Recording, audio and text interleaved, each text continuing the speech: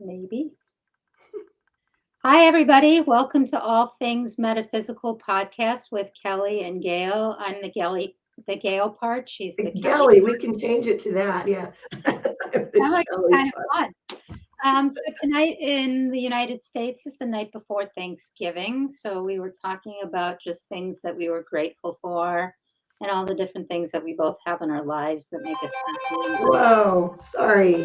And Forgot to turn my phone so off.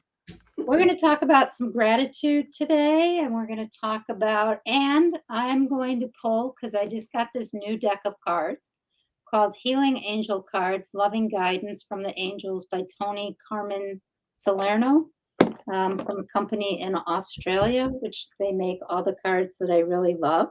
So we are going to just start the show, if that's okay with you, Kelly. I'm going to pick face of three. Sure. So challenge, gift, and outcome. So, all right. So, challenge is from the top, gift is from the middle, and outcome is from the bottom, they said. All right. So, the challenge is wisdom. Everything has a place and purpose. To be wise is to have great love, tolerance, and compassion for all things. So, wisdom. Okay.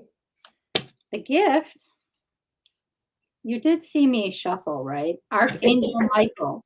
The path is now clear. I have removed all obstacles in your way. You can move forward now with ease and confidence. You will achieve your heart's desires. So, There you go. and then the outcome, prayer. No matter how difficult the situation may seem, all is possible. Ask. We are listening. Yep. So that's kind of cool. Yep. Yeah. So I just thought we'd start the show with that. Now I can take my glasses off. So what are some things that you're grateful for this time of year? Honestly, today that I have no more kittens left looking for homes. They've all been successfully adopted out. Yep. We should preface why you don't have any kittens left. People might wonder. Oh, it's animal rescue. I do animal rescue, and I seem to be the recipient of everybody's litter of whatever it is that they don't want in this area, and then I find them homes. So no more. Yay! And now you have 2 puppies left. Puppies. So if anyone's in the Arizona area and would like And you want puppies? I'll mail them to you. You know, I was thinking about too, like just being grateful for the people I have in my life. Like somebody I know's father just passed away, and it reminded me of when both my parents passed away. And no matter what and I was talking about this with her, no matter what your relationship is with your parents, when they're both gone, you feel like an orphan. Yep. And I don't care what your relationship was with them, no matter how much there's something about you're kind of now alone in the world. And then Yep. how do you really start to navigate that? And so how I've navigated that is I have my family of choice, Right. which is all the amazing friends that I have in my life that kind of fulfill that role.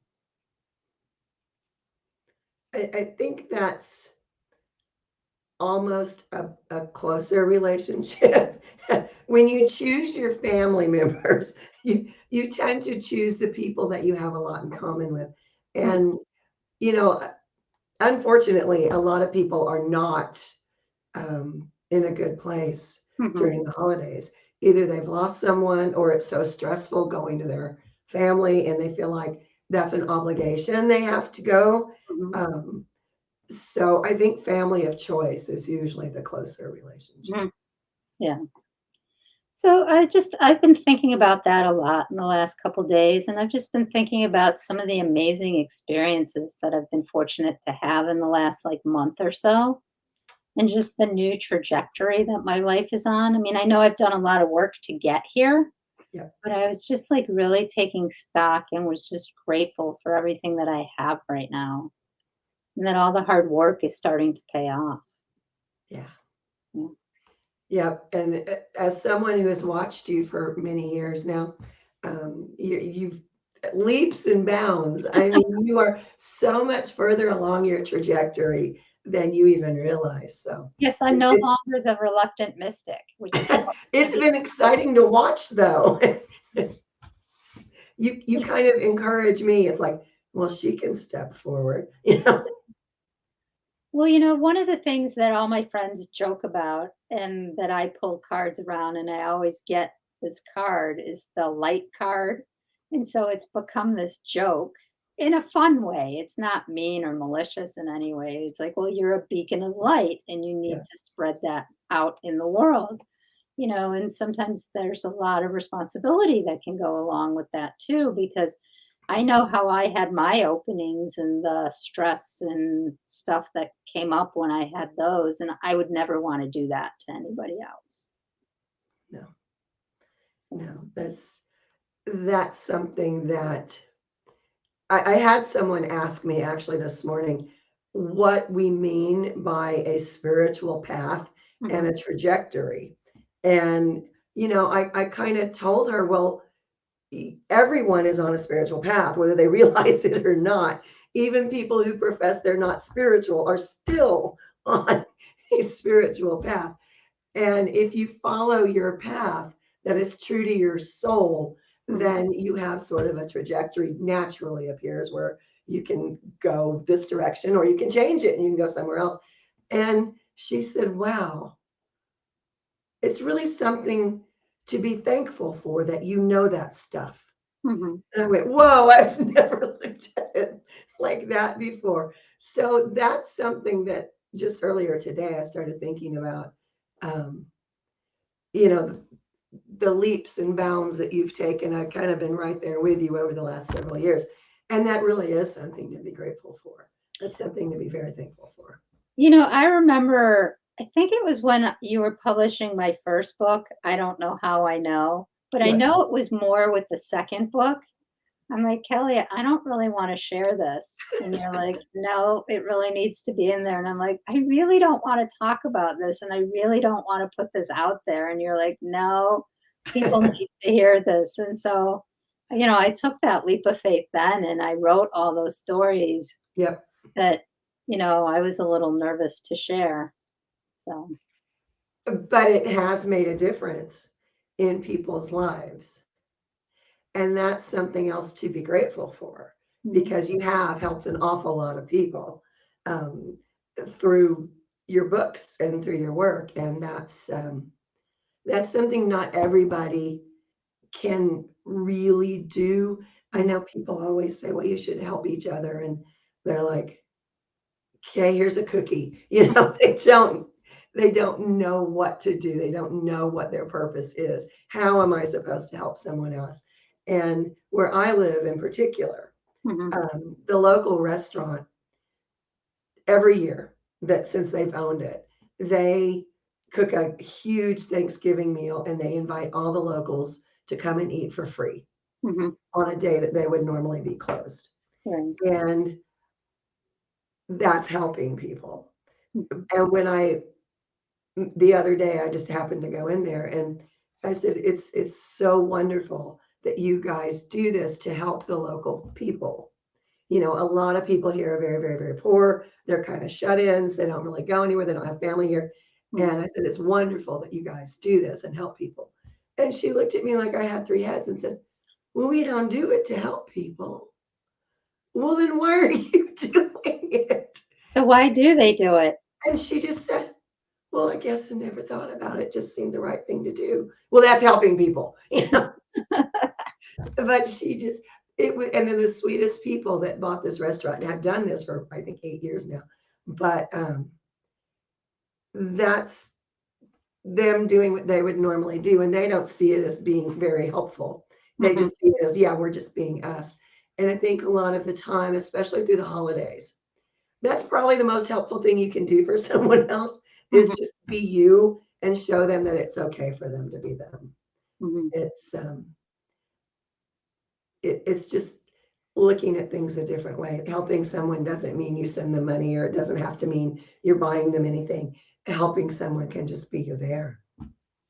I was also thinking about that because everyone keeps asking me, "What are you doing for the holiday?" And I'm like, I'm just taking like a quiet retreat day Mhm. where I'm just going to kind of go within and listen to kind of what I need to do or maybe what my next few steps are in my life. And everyone's like, why would you do that? And I'm like, well, I like to do that often. I didn't used to, but now I do. And I just think it's really important to be in touch with who you are and what you continue to want for yourself. So, with that, I think we have some viewers watching. Please interact with us through the comments and we will answer any questions that you have for us. Or if you want to share the things that you guys are all grateful for, we'll be happy to pass that along to our audience as well. So, just wanted to put that out there. I really do enjoy going within now and just being quiet. I used to have the hardest time just sitting with myself. Now I'm like, Mhm. oh my God, I really like my company. And I don't mean that in a arrogant kind of way, but I just like that being connected feeling and not being so Yeah. bowled over by all the loud noise in the world. Yeah, and there is a lot of loud noise in the world. Mm, Yeah. yeah. So so one of our viewers wrote, "Thank you because I need to learn to be me since I'm widowed and having a rough time." It's really hard too when a relationship ends, no matter what type of relationship. It can be a long marriage, it can be a very significant friendship, it can be a relative. When we lose those people, again, like I was talking about at the beginning of the show, that feeling like you're an orphan, like you don't have your family anymore, that you don't feel like you fit anymore, and relearning what that's going to look like now is so important. So, Yep. That's why so many people have such a horrible time during the holidays. It's remembering people that they don't have anymore. mhm. And I think what helps me anyway, recently at least, is the people that I have now. It doesn't matter who isn't here sometimes. Sometimes it's just more important to focus on what's here now and who's here now. Well, and that piece about being a medium too, it's like I know I'm never alone. There's Right, always people with me. It's right. like some people have probably noticed if they ever watch over my head while we're doing these podcasts, there's always tons of orbs flying around. I mean, I am never really by myself. Nope. And I remember when I was taking my first like opening to intuition course, I came down for breakfast one day, or I think it was the first morning, and the teacher says to me, "Did you have to bring such a large entourage with you?" And I'm like, "What do you mean?" Because I was still relearning all this stuff because I had shut it Right. off from when I was little.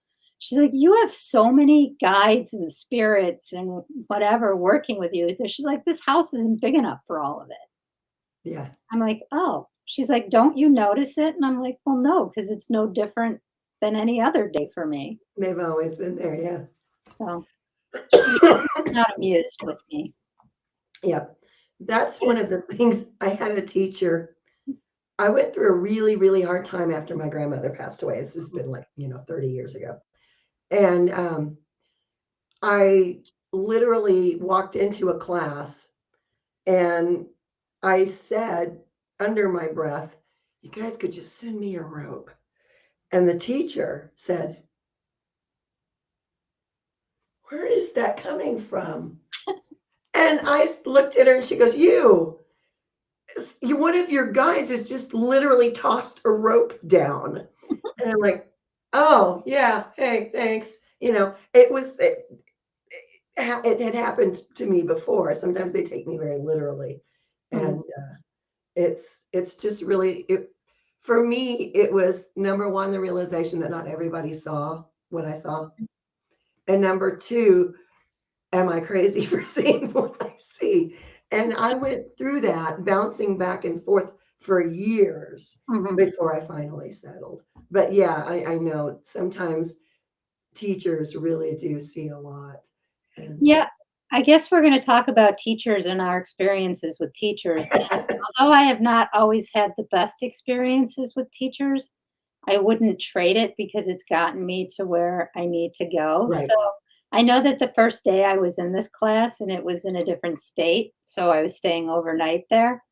Um, like stuff would happen and I would ask questions, and my questions were so beyond the rest of the people in the class. And Mhm. so I kept derailing the class. So about 2 hours into it, she's like, "Could you please stop asking questions? You're not allowed to ask any again until the last day, and then you can ask questions again." And I just looked at her like, "Well, I don't. Can you explain why?" You know. So Yeah. so then she pulled me aside like the next day and said, "The other people in the class are having a really hard time with you being here. It's making Mm. them very uncomfortable." And I'm like, "But I'm a student just like anyone else." I mean, and so for me, that's always been the difficult thing when I take classes. I've never fit in. And my friends all like to say to me, "That's because you're supposed to be teaching the classes and not taking the classes." But I mean, this was still pretty early on in the journey. So it's just, Yeah, I had uh, for a very long time earlier in my life, I would take any class that came up. I just wanted to see other people's points of view. Wanted validation for myself, and I just took class after class after class after class. And finally, I went to register for yet another class, Mhm. and my car had a flat tire, and I went, I drove it 20 minutes ago and it was fine. And so I got the flat fixed, went on to try and enroll in this class because back then this was before the internet. So you had to, they wanted you to show up and sign And up. before COVID, yeah. Right. And you had to pay for it in advance and all this stuff. So now I'm running late because I have a flat tire. And I keep hearing in my head, this stop. You don't need this class. Stop. And I'm ignoring it, going, go away. And I get to the place and they said, oh, it's filled. And then I went, what? And then the guy behind the table looked up at me and said, I'm supposed to tell you you don't need any more classes? Oh, explains the flat. Mhm. But things like that happen to me to this day. And at this point, I just go with it. It's like, okay, whatever. But yeah, I know that one. You take a whole bunch of classes, and some of the teachers I had were wonderful, and some of the teachers I had, I almost ended up teaching the class. But the most value I ever got out of anything, and it wasn't technically a class, was going into the jungles in South America and in Central America with a shaman. Mhm. And it was a tour thing, and I went with a bunch of people, and it was just mind blowing. So when I was taking this week-long opening to intuition course, I didn't know I had one reading with the teacher before because I wanted to meet her before I, went away. Right. So she's like, "Would you stop scanning me? I'm trying to read you and you're reading me." I'm like, I'm completely unaware that I'm doing that. But and then I would remember so we did all these sacred ceremonies and she let me design all of them. And I'm like, that's weird. Thinking back about it now, I'm like, I didn't even know you. I knew you for 3 days, and I'm designing the ceremonies. I'm inviting the Native American people in to do the ceremonies with. I'm like, this is just really weird. And yet you knew how to do them. Yes, I did. I That's, designed yeah, some pretty cool ceremonies back then. It was a lot of fun. Mm. yeah, yeah, they are a lot of fun. Um, you have to be careful sometimes. People open doors they shouldn't be opening, and they don't know how to close them and get themselves in trouble. Mm. I've had to deal with that one recently. But yeah, Well, old ceremonies is perfect. That's what I yeah, use to close their door, actually. we all got a Native American guide. So I went around and told everybody what their guide's name was. Their guide stood behind them during the Oh, ceremony, and then we all had a candle at our feet. It was really cool. Hmm. And it was just about gratitude. I mean, I wasn't trying to conjure anything up or anything, although I'm sure I could. But Well, and that's the thing though, is it is about gratitude mhm, and it's about connection. All of the ancient ceremonies are about love, about peace, about connecting with everything. yeah. They're not designed to call in bad things. Mhm. It's the people and the intention of the people doing them that makes them go awry. And it takes a lot of work to undo that. Yeah. But Can't. that's what they were all about, was being grateful, really. Well, other than the sacrifices and stuff like that. But Well, even that was for peace and yeah, prosperity. true. It's, yeah. I and Thanksgiving to me, since I was a very young kid, I didn't get it. I was like, "We're wait a minute, didn't the Pilgrims steal the Native Americans' land? And we're thankful for," I never understood why we were celebrating it. Mhm. And Columbus Day just had me furious. Even as a toddler, I was no. But it it seems weird that we have a day set aside to be grateful or thankful um, under those circumstances. Mhm. Seems like maybe we should pick a different day or just do it every day. Mhm. That's the key to a key to a lot. That was interesting. Um, I just Okay, had so a we need to hand switch touch my monitor. we need to switch gears for a minute because I don't know if you're seeing this, but they keep showing me the Andes Mountains in Peru. Are you seeing it too? I have seen it, yeah.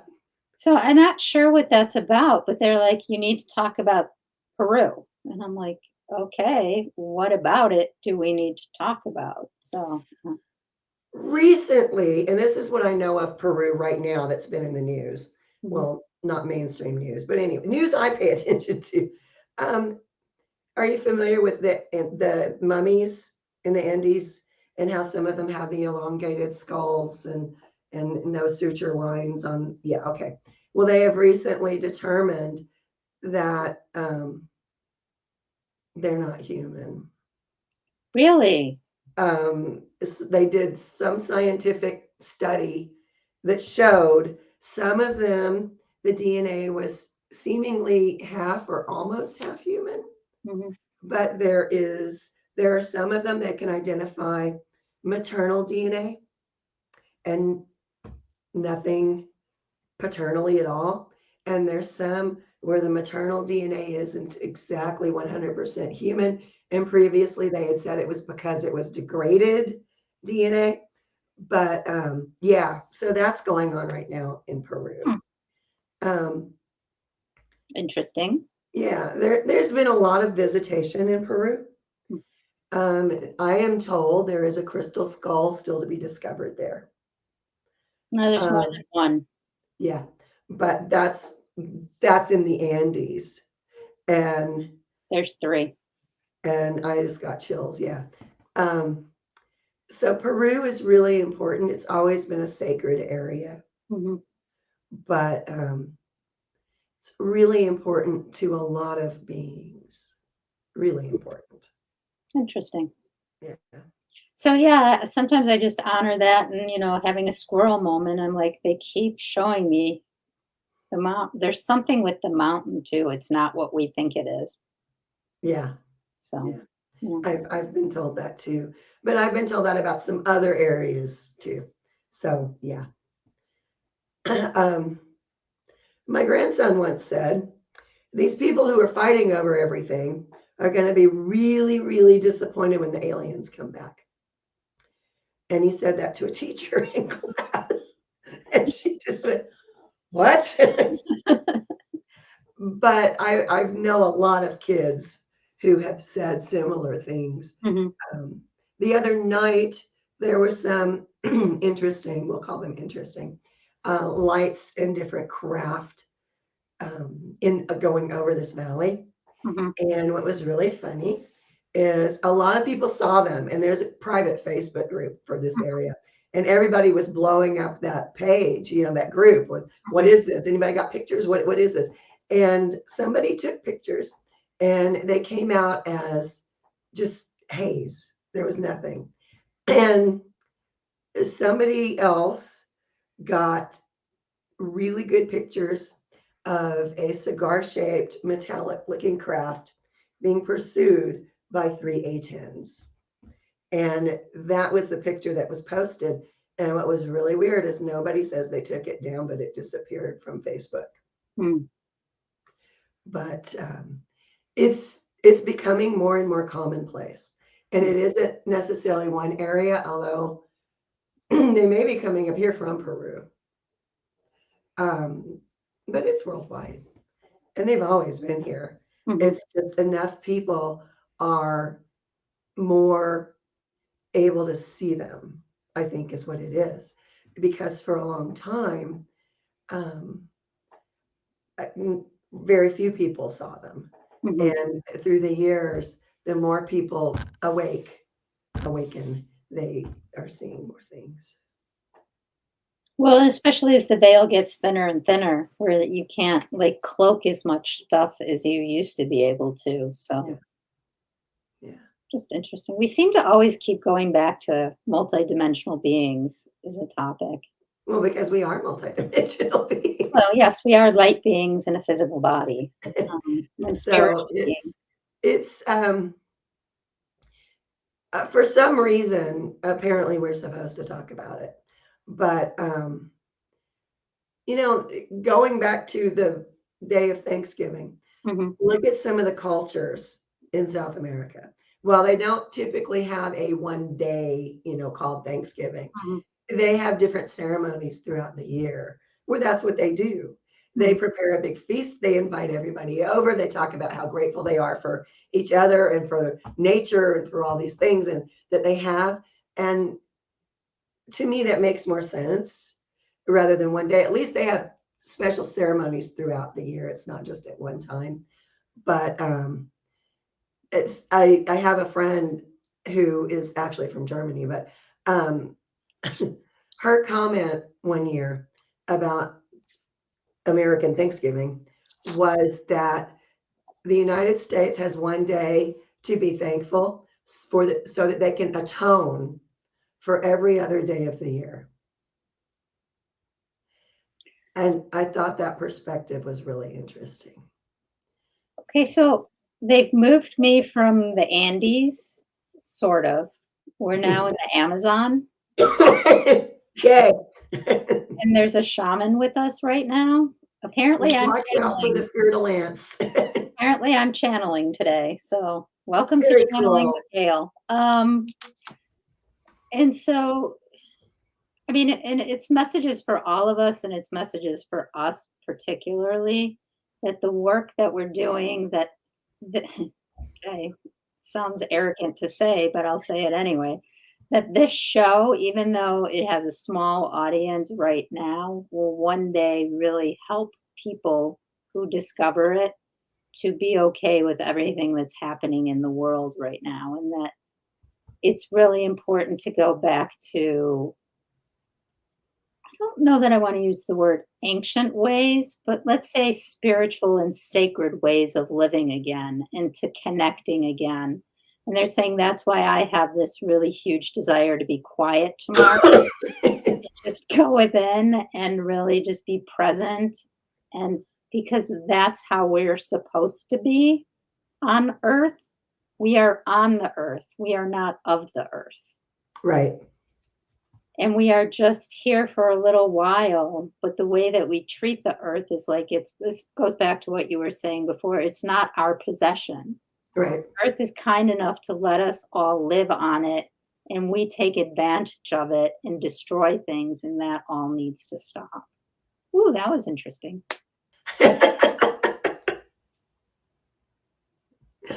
Yeah,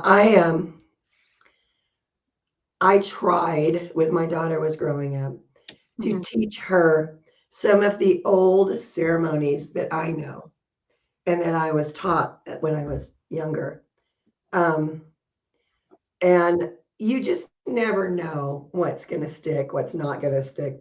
Mhm. And the other day I was talking to one of my grandsons, and he said, "Yeah, okay, so with the eclipse, here's what I'm going to do." And he told me exactly what ceremony he was going to do and how he was going to put out the candles, but he was going to use flashlights because that was safer. And, all of these crystals he was going to use. And I thought, wow, some of it absorbed. Okay, so this is wild what they're just showing me now. Take it for what it's worth. I mean, I could, yeah, whatever. I'll just put it out here.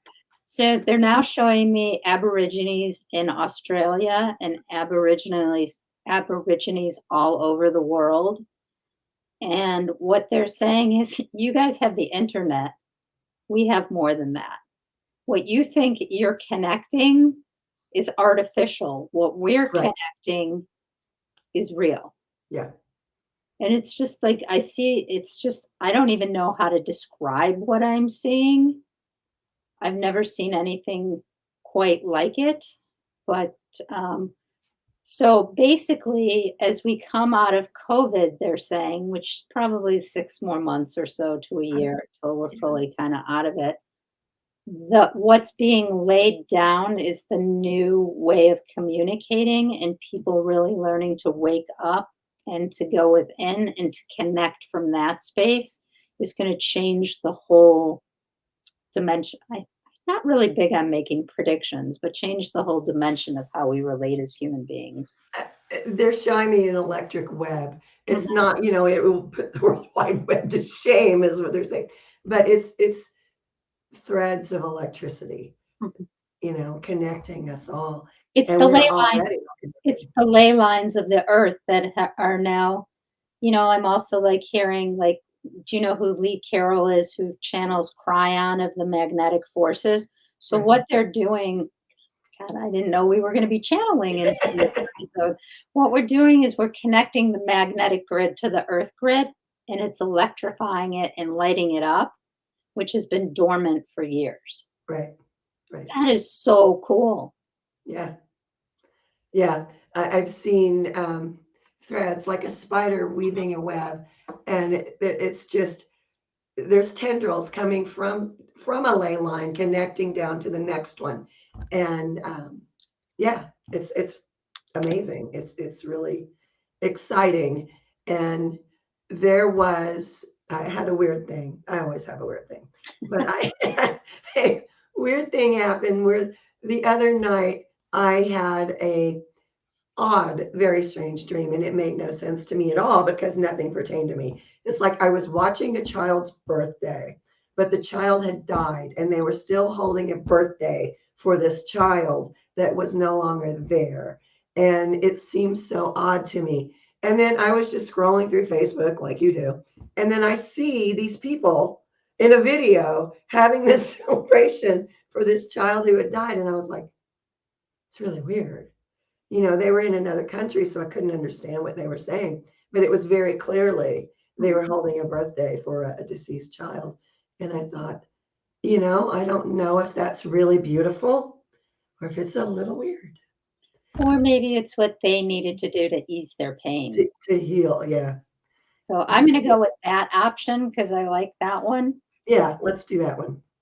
But it's strange. And it was like I was tapped into those people mhm. in my dream. And I've never heard of these people, never seen them before. It was just a little weird. It was a little much too much connectedness for me. Yeah, I don't know what to do with all this information that is just, like, coming through right now. I wanna stay very present to our show and not, like, get lost in where they're trying to take me right now, but, it's really interesting. Yeah, but there's might be things that they're telling you right now that you need to pass on. No, they're just showing me pictures now. They're not talking about anything else right now. Slideshow. Yeah. They're showing me Mount Shasta, they're showing me Sedona, they're showing me Taos, New Mexico, which are the 3 places in the United States. Now they're taking me to Mexico and showing me some of the sacred, it's like, all the sacred sites that were left encoded are starting to come awake again. There are places in Mexico where they're still finding, evidence that there were cultures there in what is now jungle. And the deeper they go into the jungle, they're finding more and more and more and more and more and more. And there was one cave, and I can't remember where it was at. Southern Mexico. I would know it, but it just went out of my head. Um, where an archaeologist went in, and his report is that when he came out of the cave, he was not him, and that he had been in the cave for, they said, 10 minutes. And for him, it was like 100 years of Mhm. what he was being shown of the people that were in the cave, and the first people were there, and what happened there, and who's in there, and all these things. And he really thought he was in there for days and days and days. And it was like 10 minutes. Mhm. And I'm like, where is that cave? I must go there. Do you really even need to go there? Why don't And you I'm just probably kinda already just there, meditate and you can go there and Yeah, connect with it? I mean, right. that's some of the beauty of what's happening now is you Yeah. don't physically have to be in a space. Like my teacher was taking trips to John of God in Brazil. I think I told this story. And I was really into meditating in the beginning of my journey. I'm not so good with it now, but in the beginning of the journey, I meditated a lot. And she's like, when she came back, she's like, why didn't you tell me you were coming? I would have gotten you a room because I could describe everything. Like I walked around, I saw everything that was going on. And I'm like, yeah, this happened here, and this happened here, and this happened on this day. I'm like, I was never physically there. So Yeah. bilocating 101. I hadn't done Yeah, that since I was I little. yeah, I have done that as well. Um, it's an exciting time to be here Mhm, as a light worker, as, a medium, as whatever it is that I am these days. But at the same time, sometimes when I look at someone, and I can just look at someone on TV, or I can be driving and see someone, I can see their entire story. And some of these stories I do not need to know. I do not want to know. So I do a lot of not seeing, not seeing, because it does get a little overwhelming. mhm, And the more open you are, the more that happens. But a funny thing with meditating, I was one of those people. Walking, hiking was my meditation. I had to have movement mhm, meditation. And it's like somebody flipped a switch.